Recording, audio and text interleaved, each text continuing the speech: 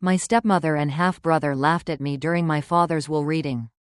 And tell the truth, they didn't even look at me when I walked in. My stepmother, Gloria, sat in the middle of the long walnut table like a queen at court. Her pearl earrings catching the light just enough to dazzle. She was smiling, too wide, too proud. Next to her, my half-brother the Mason leaned back in his chair, hands folded behind his head. That smirk on his face like he'd already won something. Maybe he thought he had. I hadn't even taken a seat when she said it. He loved me, Gloria said, her voice silky and sharp. Not the child of his first mistake. She didn't even blink. Mason chuckled beside her. She's not even in the paperwork. He added with a grin that made my stomach turn. The room erupted in soft laughter. Restrained, polite, the kind that pretends not to be cruel. I stood there, coat still on, purse clutched tight in my hand. Like an outsider stepping into someone else's home. But it was my father's home once. Mine, too. In another life, I took the only empty seat at the far end of the table. The seat no one else wanted. My pulse thudded behind my ears. I scanned the faces around me. Lawyers in stiff suits. A few distant cousins. Family friends who hadn't spoken to me since my mom passed. Everyone seemed comfortable, at ease, like they knew how this would go. I forced my expression into something resembling composure. Even though my hands were shaking in my lap, I wasn't surprised Gloria was gloating. What surprised me was how confident she looked. Like she had seen the future and already signed her name at the bottom of it. The lawyer, Mr. Granger, entered moments later. He looked older than I remembered. Or maybe just tired. He carried a dark leather briefcase. The kind that clicks open like a gun being cocked. All eyes turned to him. Silence fell like a curtain. "Thank you all for coming," he said, setting the briefcase on the table. "As you know, we're here to read the last will and testament of Mr. Gerald Langston. My father, or the man who used to be my father. It had been years since we last spoke. Years since I walked out of his house after he told me he couldn't afford to hold on to the past anymore. That was what he called me. His past, a reminder of his first life. As he phrased it, life with my mom. Gloria was his second wife. Younger, perfectly poised. She made sure everyone knew she was the one who helped Gerald rebuild. She'd inserted herself into every photo, every story, every memory until it felt like I had never existed at all. And Mason, her son, half my blood, none of my heart, had followed her lead with ease. I was always the other daughter. The shadow in the background. "Before I begin," Mr. Granger said, opening the briefcase, "I'd like to remind everyone that the contents of this reading are final and legally binding." Gloria leaned forward, lips pursed in anticipation. Mason elbowed her lightly like it was a game they were about to win together. That's when Granger paused just for a second. A flicker of something passed across his face. Confusion maybe, or surprise. He reached into the case and pulled out a sealed envelope. Thick, stamped, unmistakably recent. "Actually," he said, adjusting his glasses, "your father made an amendment to the will 3 weeks ago after discovering the truth." The room stiffened. Gloria's smile faltered. Mason's brows furrowed. "What amendment?" Gloria snapped. "That's not possible." Gerald was barely lucid at the end. Granger didn't respond to her tone. He just opened the envelope and removed a fresh stack of papers. Each one bearing my father's unmistakable signature. "It's all here," he said calmly. "Signed, witnessed, legally executed." No one moved. No one breathed. I sat frozen at the end of the table, watching the color drain from Gloria's face. What is the truth? What could he have discovered so close to the end? I had come here expecting nothing. I was told I had nothing. And maybe that was true. But the look on Mr. Green's face said otherwise. He wasn't looking at Gloria. He was looking at me. The room had gone silent. But it wasn't peaceful. It was the kind of silence that comes before a storm. The kind that charges the air and makes you hyper-aware of every heartbeat. Every breath. I sat at the edge of my seat, watching as Mr. Granger slowly removed the amended will from its envelope. Gloria's perfectly manicured nails tapped against the polished wood of the table. Tap tap tap. She wasn't smiling anymore. "This is absurd," she muttered, but her voice lacked conviction. Gerald wouldn't. He was too sick. He couldn't have done this. But he had. I could see it in the lawyer's face. in the slight tremble of his hand as he adjusted the papers. His eyes scanning lines he'd probably already read a dozen times. Whatever he saw in that will, it changed things for all of us. As I mentioned, Granger said calmly, this amendment was signed 3 weeks ago in the presence of 2 witnesses and myself.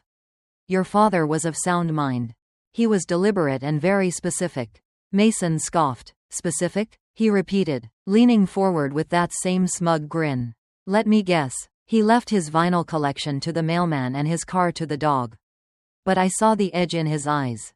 He was rattled. They both were. Gloria's hand was clenched now. Her tapping stopped. She was staring at Granger like he had betrayed her.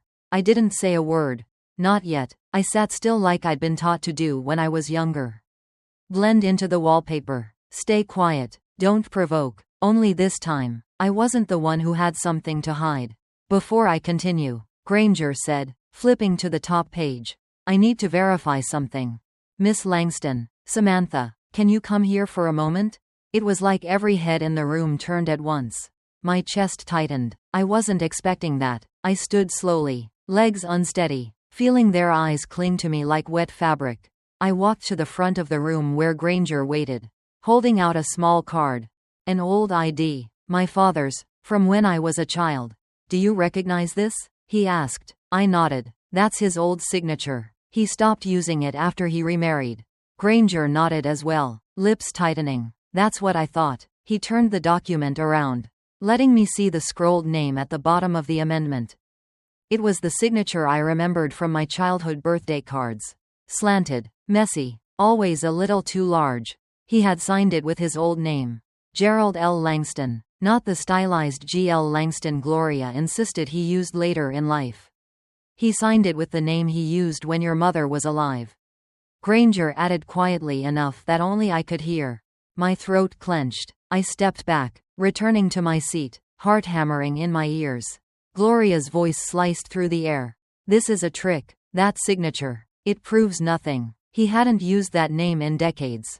Exactly, Granger said, which is why the sudden reappearance of it is significant. Mason leaned forward again, irritation creeping into his voice. So, what's in the will? If you're done with the dramatics, maybe we can finally hear what my father actually wanted. Granger gave him a long look before continuing. Very well, as per the amended document dated 3 weeks prior to Mr. Langston's passing. I will now begin the reading. He cleared his throat and began. To my wife, Gloria, I leave the sum of $10 in my sincere hope that she will find the peace she was always searching for. Gloria choked on her breath. 10,000? What? The room rippled with stunned whispers. One of the cousins leaned in, whispering behind a hand. Another family friend coughed awkwardly. To my stepson, Mason, Granger continued unshaken. I leave my golf clubs in a framed photo of our first fishing trip. I regret we never truly connected. Mason's mouth fell open. Are you kidding me? His face flushed, eyes darting between the paper and his mother. He looked like someone had just pulled the floor out from under him. Granger went on, voice steady. And to my daughter, Samantha Langston, I stopped breathing. The remainder of my estate, including the family home, all financial holdings, savings, retirement accounts, and my personal letters. I blinked. Once. Twice. Had I heard that right? Gloria stood up so fast her chair screeched backward. This is fraud. He wouldn't have done this. He couldn't have. But Granger didn't even flinch. He did, he said, and it's legal. Every word. Mason slammed a hand on the table. She was out of his life. She doesn't deserve anything. Gloria looked ready to throw something. But neither of them noticed that I hadn't spoken. That I hadn't smiled or cried or moved at all because something else was swirling in my chest. Something I hadn't felt in a long time. Not victory, not vindication, just confusion. Why would my father do this? We hadn't spoken in years. The last time I called, he let it ring. The last time I wrote, I never got a reply. So, what changed? What truth had he found? 3 weeks before his death. And why? Why now? The reading was over, but the aftermath hung in the room like smoke. Gloria paced like a caged animal, her heels clicking too loudly against the hardwood floor. Mason had stormed out a few minutes earlier. slamming the heavy front door behind him so hard the walls trembled. Some of the extended family left in a wave of awkward silence and sidelong glances. Clearly not sure whose side to take anymore. And me? I just sat there still trying to understand what had happened. Not just what he gave me. But why? Mr. Granger began to organize the documents into neat stacks, avoiding my eyes, as if he already knew the questions waiting behind them. I waited until the room had emptied, leaving only the two of us. Then quietly, "Why did he do it?" He paused, fingers resting on the briefcase. "I was hoping you'd ask." He walked to a side cabinet, pulled open a drawer, and retrieved a small worn envelope. It was cream-colored, thick paper, the kind people don't use anymore. My name was written across the front in my father's handwriting.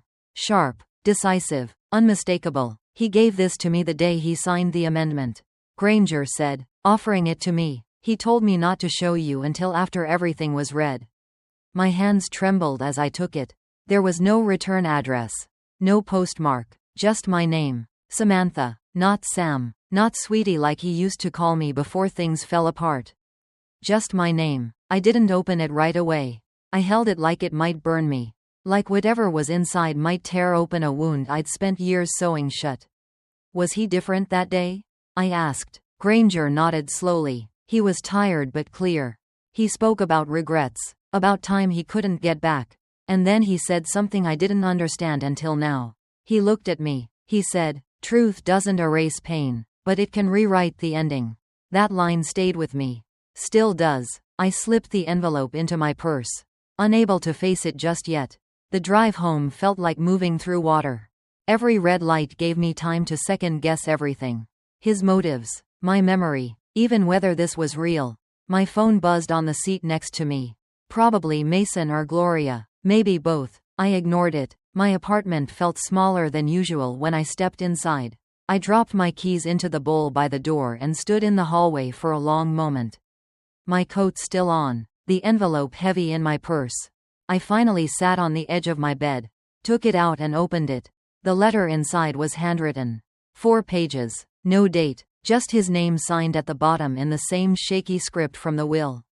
"Samantha, if you're reading this, it means I'm gone, and it means I waited far too long to say the things I should have said in person."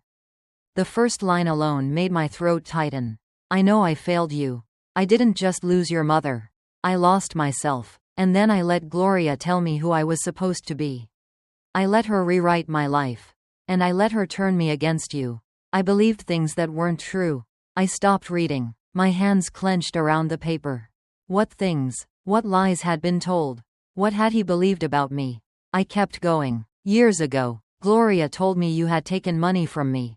That you were using my name to apply for loans. She showed me fake emails, bank printouts. She said you were trying to ruin me out of spite." My stomach dropped. I believed her and I didn't ask you. I didn't even give you a chance to explain. I just decided I was done. I'm ashamed of that. I let pride take the wheel. And for that, I'm sorry. I sat frozen, heart pounding in my ears. I found out the truth a month ago. My old accountant called. He finally saw the discrepancies. Someone had been shifting money between accounts. Not you, Gloria. I covered my mouth with one hand. It was her all along. She told Mason, too, that you were a thief. That you were dangerous. I let her poison my memory of you. My body started to shake. I couldn't read anymore, but I forced myself to finish. So, I changed my will, not out of guilt, but because it was the only thing I could still make right. I'm sorry it took me this long to see you. I hope one day you can forgive me. If not for who I was, then for who I tried to be at the end. Love always. Dad. I sat in the quiet of my room for a long time. The only sound was the faint ticking of the clock on the wall. He knew. He finally knew. All the years I'd spent wondering if he hated me. If he had chosen someone else over his own daughter. It wasn't just rejection. It was deception. But the damage had been done. And yet, he tried to undo it at the very end. Truth doesn't erase pain, but it can rewrite the ending. Now, I had to decide what to do with the truth he left behind. And I had a feeling this wasn't the end of it because Gloria wasn't the kind of woman to lose quietly. And she sure as hell wouldn't go down without a fight. I didn't sleep that night. Not because I didn't try, but because my father's letter kept playing in my head like a broken record. The words felt too big to hold in one place. She told Mason, too. I believed her. I didn't even give you a chance. Grief has strange timing. You can bury someone, walk out of a funeral home, sit through a will reading, and still not fully feel it until you're alone with a letter that changes everything. By morning, my phone had 17 missed calls. 11 from Gloria, 4 from Mason, 2 from numbers I didn't recognize. And then came the knock. It wasn't the kind of knock neighbors give. It was sharp, angry. I opened the door, already knowing who I'd see. Gloria stood there in her black designer coat, lips painted in that cold crimson she wore like armor. Her face was calm, too calm, but her eyes were wildfire. You knew what you were doing, she hissed, stepping inside without waiting for an invitation. You came to that reading knowing what he'd done. I closed the door behind her slowly. No, I said, keeping my voice steady. I didn't know, but now I do. She laughed, bitter and breathless. You really think that letter changes anything? You think one pathetic apology at the end of his life gives you the right to take everything? I didn't answer because it wasn't about taking anything. It was about finally being seen. She stepped closer, the scent of expensive perfume and venom thick in the air. You're not the victim here, Samantha. You were always weak, always waiting to be saved. That's why your mother left him. That's why he picked me. That line hit deeper than I wanted it to. And she knew it. She always knew exactly where to aim. You stole my son's future. She spat. No, I replied quietly. You did when you lied to a dying man to get what you wanted. When you turned him against his own daughter. Her eyes narrowed. Don't act like some innocent little martyr. You walked away, remember? You cut us off. You left. I snapped. Because you made that house feel like a war zone. Because I was tired of begging for scraps of love from a father too blind to see what was happening under his own roof. She went quiet at that. For a moment, the silence was almost human between us. And then she laughed again. You think this is over? She asked. Taking a step back. You think you've won? I didn't come here to win. I said, voice low. I came because I was told I was still in the will. I didn't expect anything, but he gave it anyway. I'll fight it, she said. I have lawyers, connections. That man was not in his right mind. And I'll make sure a judge sees that. He was clearer than ever. I replied. He left receipts, letters, proof, and I've already handed copies to Granger. She paid just for a second. That's when I realized she wasn't here to fight. She was here because she was afraid. Not of me, but of the truth. She turned, heading for the door. You'll regret this, she said. All of it. I already regret a lot. I said softly, but not this. She slammed the door behind her. And just like that, the house was quiet again. The next day, I drove to the family home. The one I now legally owned. I hadn't been back there since I was 21. The last time I stood on that porch. My father told me I was making a mistake by leaving. He said I'd never find anything better than blood. He was wrong. The house looked exactly the same. White shutters, stone path, the same heavy wooden door that had once stayed shut while I cried on the front steps with a duffel bag at my feet. I stepped inside slowly. It was eerily clean, too clean, like no one had lived here for months. Just existed. Dust clung to the corners. A picture of Gloria and Mason still hung above the fireplace. Not a single photo of me anywhere. I walked through the hallway like I was walking through someone else's memory. And then I saw it on the desk in my father's study. Right beneath the antique lamp he used to love. A notebook, worn leather cover, no label, no lock. I opened it, page after page of my father's handwriting. Dates, observations, regrets. Saw Samantha's graduation photo in the paper. She looked so grown up. I wonder if she ever got my letter from 2014. Gloria says Samantha wants nothing to do with me. Hard to believe. Maybe she's right. Maybe I ruined it beyond repair. Tried to write her again. Couldn't find the words. Each entry felt like a stone added to my chest. He had tried. Even if he didn't send them. Even if he didn't say it to my face. He thought about me. He missed me. Maybe that's not enough for some people. But for a girl who spent most of her 20s thinking she'd been erased. It meant everything. And as I stood in that house alone, surrounded by proof that my father had finally seen me. I knew Gloria wasn't done. She would come back. She would fight. But this time, I wasn't the girl crying on the porch. I was the one holding the keys. 3 days after Gloria stormed out of my apartment, I got the envelope in the mail. Certified heavy paper. Her lawyer's name printed across the front in sleek black font. Notice of intent to contest the will. Of course, it didn't matter that the documents were signed, witnessed, notarized. It didn't matter that my father had left proof. Letters. Even a video message Granger promised to reveal only if it came to trial. Gloria wouldn't go quietly. She was a woman who lived on control. And I had takers away. I sat on the edge of the couch. The envelope still open in my lap. My coffee going cold beside me. I wasn't afraid of her. Not anymore. But I was exhausted. Exhausted by the weight of all of it. The past. The lies. The memories that clung to the walls of that house like mold I couldn't scrub clean. And maybe I was afraid of what came next. That night, I returned to the house again. Not because I needed to, but because I couldn't sleep unless I was surrounded by the pieces he left behind. His smell still lingered faintly. Old books, cedarwood, and ink. I walked back into his study. The notebook still sitting exactly where I'd left it. I hadn't read it all yet. Something in me was scared, too. But now, knowing that Gloria was building a case against me, I needed to understand more. Not just what my father regretted, but what else he knew. Why now? Why really? The journal opened easily to the middle. My fingers stopped on a page with only a few lines. But the handwriting was different. Shakier. Uneven. August 3rd. Talked to Margaret again. She said the lab confirmed it. The timeline. It doesn't lie. I was wrong about everything. About who Samantha really is. I blinked. Lab. Timeline. I flipped forward. August 7th. I didn't want to believe it. But Margaret wouldn't lie. I kept the paternity results sealed in the filing cabinet. If she's right, if what we think is true, then Mason isn't. The rest of the sentence was scribbled out. Ink dug into the page like he couldn't bear to finish it. I stared at the words, trying to piece them together. Margaret, that was his old secretary. She retired years ago, but I remembered her, sharp as an attack, always quiet, always watching. I had no idea they still spoke. Paternity results. I stood up, suddenly needing air. I paced the room, eyes scanning every shelf, every drawer. Then I remembered the filing cabinet. Bottom drawer, the one that always stuck. It took everything I had to pull it open. But there it was, a thin manila envelope, unmarked except for a single word. Confidential. I opened it with trembling hands.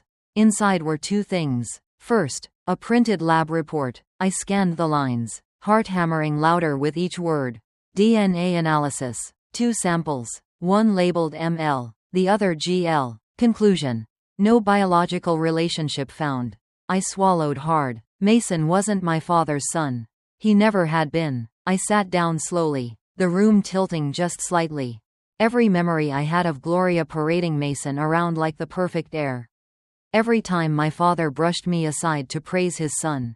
It all snapped into a new brutal clarity. He didn't know, not until the very end. And when he did, he rewrote everything. My breath caught. The second item in the envelope was a letter sealed.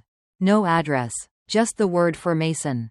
It wasn't open. I didn't read it. I couldn't. But just holding it in my hands made something in my chest shift. Because now I understand. This wasn't just about regrets. This was about the truth. The kind that explodes quietly but leaves nothing untouched. The next day, I met with Mr. Granger. I handed him both the DNA results and the sealed letter. His eyebrows rose slightly, but he said nothing until he'd read the full report. I see, he said slowly. Well, this changes the landscape. Can she still contest it? I asked. He hesitated. She'll try, but if this information becomes part of the record, her entire claim will fall apart. The will was amended based on a discovery your father documented. That discovery proves that the primary heir Gloria insisted on was never legally his child. There's no bloodline, no legal standing. I let the silence hang there. Granger leaned back in his chair. It's up to you whether this becomes public. He added, your father didn't include this in the legal documentation. Only in the notebook. Perhaps he hoped it wouldn't need to come to this. Maybe. I said softly. But Gloria has made it clear she won't stop. He nodded. Then I'd advise we file it under sealed evidence. Only released if the case proceeds. I agreed. But inside, I was torn because I didn't want revenge. I didn't want to humiliate Mason or even Gloria. I just wanted to be free of them. Of their poison. Of the years they stole. But if they wanted to take this to court, they were going to lose. Not because I wanted them to. But because the truth always wins eventually. Even if it takes years to find its voice. The court date never came. Not because Gloria backed down willingly. But because her lawyer did. 2 weeks after I handed Mr. Granger the DNA results and my father's sealed letter. Her attorney requested a meeting. According to Granger, once he reviewed the documents and saw the signatures, dates, and corresponding entries in my father's notebook, he advised Gloria to let it go. But Gloria didn't. She sent one last message. A letter. Handwritten. No apology. No remorse. Just a single line. You stole everything. But don't think for a second you earned it. I didn't reply because I didn't need to prove anything to her. Not anymore. The house didn't feel like mine yet. It still whispered with voices from another life. His voice. Her perfume. Mason's laughter echoing down the hallways. But slowly, I began to make changes. I took down the pictures over the fireplace. Boxed up old trophies. Framed articles. Anything that felt like a monument to someone else's story. And in their place, I added pieces of my own. A photo of Mom and me at the lake. A bookshelf filled with my favorite novels. Dog-eared and stained with time. A painting I made in college that Dad once called too abstract to be art. I hung it in the entryway. I think he would have smiled now if he saw it. Weeks passed, then a month, and just when I started to feel like maybe this chapter was over, I got a phone call from an unknown number. I almost didn't answer, but something told me to pick up. Samantha? It was a woman's voice. Soft, slightly raspy, familiar. Yes, this is Margaret, your father's former secretary. My heart kicked. He asked me not to contact you directly. She said he wanted to leave space. But after reading what you found, I think you deserve to know everything. I drove to meet her the next morning. She lived in a small brick house on the edge of town. Surrounded by roses and silence. She welcomed me with tea. Then handed me a small cloth-bound folder. Inside were copies of emails, financial reports, calendar appointments, things she'd quietly collected over the years. I kept these because I saw what was happening. She said, but your father wouldn't hear it. Not then. As I flipped through the pages, the pattern became clear. Gloria had been slowly draining money from various accounts, reallocating assets, redirecting funds, even rerouting business income into private holdings under Mason's name. She hadn't just manipulated him emotionally. She had nearly destroyed him financially. He only began to question it last year. Margaret explained when one of the properties he thought he owned was listed under someone else's trust. He came to me in a panic. That's when I told him everything and the DNA test. He asked me to help him coordinate it. He didn't want to confront Gloria until he was sure. The day the results came in, he just sat there quietly, staring at the paper. Did he cry? I asked. She shook her head. Number. But he looked like a man who'd been holding his breath for 20 years. And finally exhaled. After I left her house, I didn't drive home right away. I stopped at the cemetery. It was raining, soft and steady. The kind of rain that doesn't chase you indoors, but invites you to linger. I stood by his headstone, fingers brushing the grooves of his name. Gerald Langston, beloved husband, devoted father. I used to think that the second line was a lie. Now, I think it was just incomplete. I got your letter, I whispered, and I believe you. I knelt, pulling a folded note from my coat. My own words this time. Just a few. You were wrong, but you tried to make it right. And that matters. We can't rewrite the past. But I'm learning how to live with the truth. Thank you for seeing me. Love, Samantha. I tucked the note into the base of the stone beneath a small rock. And I let the rain wash the rest away. A few days later, I got another letter. This one wasn't from Gloria. It was from Mason. I don't know what to say. It began. I didn't know about any of it. I believed her. I believed everything she told me about you. Maybe that makes me weak. Maybe it makes me feel guilty. I don't expect forgiveness. But if you ever want to talk, I'm here. I didn't write back. Not yet, because I still didn't know what I wanted to say. But I folded the letter gently, placed it in the same drawer where I now kept my father's journal. Maybe one day I'd reply. Maybe not. But what I did know was this. I wasn't the child of a mistake. I was the daughter of a man who at the very end chose truth over pride. And I had survived more than anyone ever gave me credit for.